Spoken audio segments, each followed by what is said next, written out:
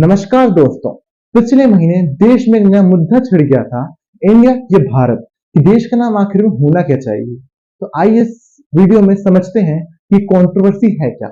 बात 5 सितंबर की है, जब टाइम्स नाउ इंडिया ने रिपोर्ट किया कि मोदी सरकार लाइकली रेजोल्यूशन लाने वाली है पार्लियामेंट में, देश का नाम बदलकर भारत रख दिया जाए। ये खबर फैलते ही सोशल मीडिया पर इतनी तेजी से वायरल हुई कि देश में लोग लड़ने लगे इन दो नामों के लिए। सबसे पहले जानते हैं कि देश का नाम आखिर में है क्या। वैसे तो सब लोग ये जानते ही होंगे, लेकिन अगर कुछ लोगों को डाउट हो रहा हो या क्लियर ना हो तो क्लियर कर देते हैं। इंडियन कॉन्स्टिट्यूशन के फर्स्ट आर्टिकल की first line, Bharat, India that is Bharat shall be a union of states, ये लिखा है कॉन्स्टिट्यूशन के इंग्लिश वर्जन में। संविधान का हिंदी वर्जन में लिखे देखे तो भारत अर्थात इंडिया राज्यों का संघ होगा। आप हमारा कॉन्स्टिट्यूशन का खुद का नाम देखें, इंग्लिश में से कॉन्स्टिट्यूशन ऑफ इंडिया कहा गया है, हिंदी में से भारत का संविधान कहा गया। इससे क्या पता चलता है? इससे पता चलता है कि वो महान लोग जिन्होंने हमें आजादी दिलाई, उन्होंने दो नामों का इस्तेमाल किया है, इंडिया और भारत। भारत शब्द का इस्तेमाल जब भी हिंदी देवनागरी स्क्रिप्ट में लिखा गया और इंडिया शब्द का इस्तेमाल जब भी इंग्लिश में लिखा गया, और ये शब्द हमारे कॉन्स्टिट्यूशन में सिर्फ एक दो बार नहीं बल्कि more than 900 times. Article 52, President of India. Article 63, the Vice President of India. Article 124, the Supreme Court of India. Chief Justice of India. इसके अलावा देश के कई ऑर्गेनाइजेशंस, इंस्टीट्यूशंस ने भी इस नाम का इस्तेमाल किया है। Indian penal code, Indian railway, Indian navy, Indian air force, board control for cricket India, election commission of India, Indian Institute of Technology, Indian Institute of Information Technology, Steel Authority of India Limited, Telecom Regulatory Authority of India, यहाँ तक कि जिस इसरो ने हमें चांद पर पहुंचाया, Indian space research organisation. अगर आप हमारे पासपोर्ट को देखते हैं तो वहां लिखा है रिपब्लिक ऑफ इंडिया, हिंदी में देखें तो भारत गणराज्य। अब तक आपको ये पैटर्न क्लियर हो जाना चाहिए कि इंग्लिश में देश का नाम इंडिया और हिंदी में देश का नाम भारत लिखा जाता है। अब दो अलग अलग भाषाओं में दो अलग नाम लिखना कोई बड़ी बात नहीं है। ऐसे कई देशों के साथ होता है। टर्की को इंग्लिश में टर्की बोला जाता है, लेकिन टर्किश में इसे तुर्की बोला जाता है। वहीं चाइना देश को हम इंग्लिश में चाइना बोलते हैं, लेकिन चाइनीज में देश का नाम जोंगू है। वहीं जापान देश को हम इंग्लिश में जापान कहते हैं, जापानीज में देश का नाम निप्पो तो मैं इस शब्द को इंग्लिश में लिख सकता हूँ, लेकिन इसकी असली प्रोनाउंसिएशन इंग्लिश में बाहर नहीं आएगी। अगर आप निप्पो को इंग्लिश में लिखा देखोगे तो इसे निप्पॉन करके प्रोनाउंस करोगे, लेकिन इसकी असली प्रोनाउंसिएशन निप्पो है, जो कि जापानीज में होती है। वैसे चाइना के जोंगू शब्द के साथ है। जोंगू शब्द को लिखने का बेस्ट तरीका चाइनीज भाषा में ही है।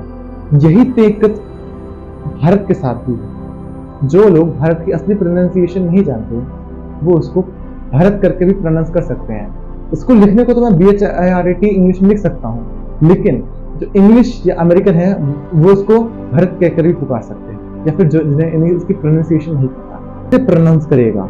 सोचने वाली बात है ये। यही रीजन है कि वो महान लोग जिन्होंने हमारा भारत का संविधान लिखा, कॉन्स्टिट्यूशन लिखा, उन्होंने भारत शब्द का इस्तेमाल सिर्फ हिंदी में ही किया।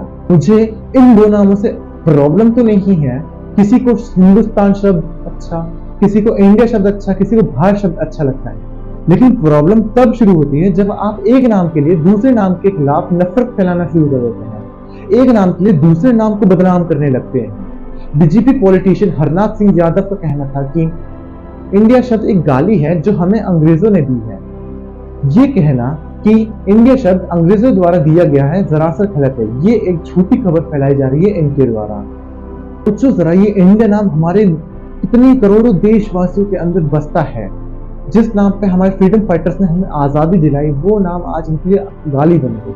तो सच ये है दोस्तों कि भारत की तरह भी इंडिया नेम हजारों साल पुराना है। ऋग्वेद मंडल 1 सूक्त 35 श्लोक 8 सप्त सिंधु लिखा है, जिसका मतलब है 7 ट्रिब्यूटरीज सिंधु रिवर की।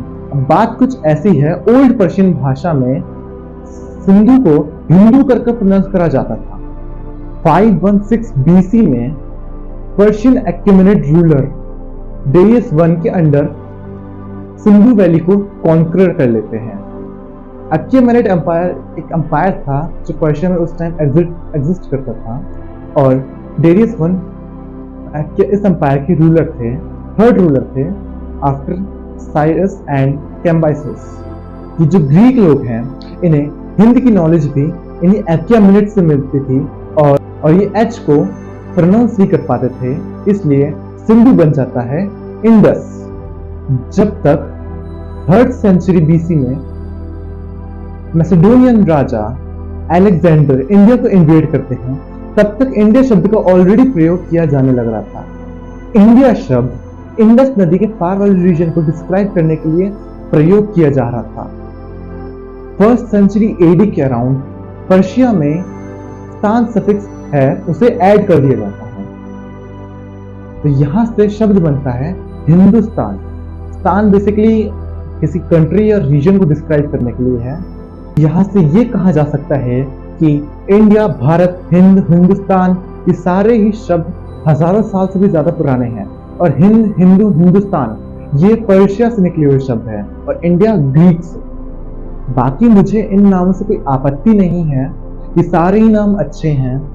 यही कारण है हम गाते हैं सारे जहां से अच्छा हिंदुस्तान हमारा। हम कहते हैं हिंदुस्तान जिंदाबाद, हम कहते हैं भारत माता की जय, जय हिंद जय भारत, और हम कहते हैं आई लव माई इंडिया। हर सच्चा भारतीय इन नामों के लिए लड़ेगा नहीं और एक नाम को बदनाम नहीं करेगा। बहुत बहुत धन्यवाद।